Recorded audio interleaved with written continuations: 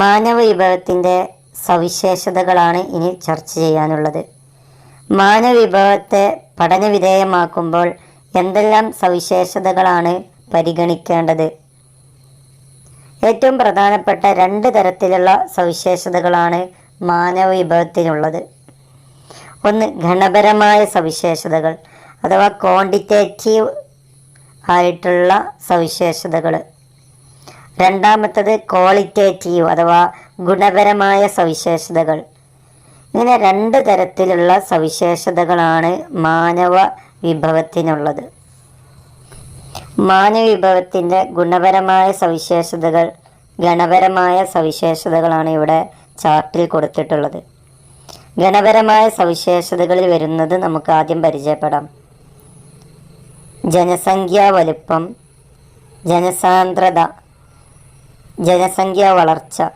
ഈ ജനസംഖ്യാ വളർച്ചയ്ക്ക് കീഴിൽ ഈ വളർച്ചയെ എങ്ങനെ മുന്നോട്ട് കൊണ്ടുപോകാം, അതിന് വളർച്ചാ നിരക്ക് എങ്ങനെ കൂടുന്നു, എങ്ങനെ കുറയുന്നു എന്നതൊക്കെ ജനന നിരക്ക്, മരണനിരക്ക് എന്നിവയെ ആശ്രയിച്ചു കൊണ്ടാണ്.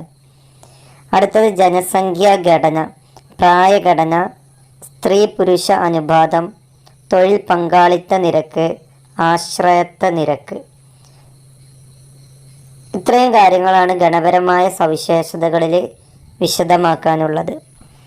അടുത്തത് ഗുണപരമായ സവിശേഷതകൾ. അതിൽ ആദ്യമായി വരുന്നത് വിദ്യാഭ്യാസം. വിദ്യാഭ്യാസത്തിന് കീഴിൽ സാക്ഷരതാ നിരക്ക്.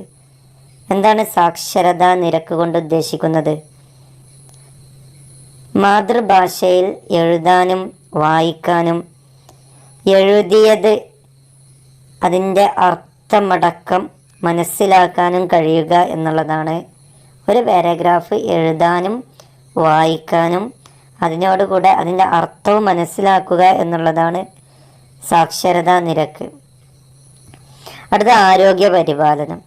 ആരോഗ്യ പരിപാലനത്തിൻ്റെ ഭാഗമായി രാജ്യത്തെ ജനങ്ങൾക്ക് ആയുർദൈർഘ്യം കൂടുന്നു.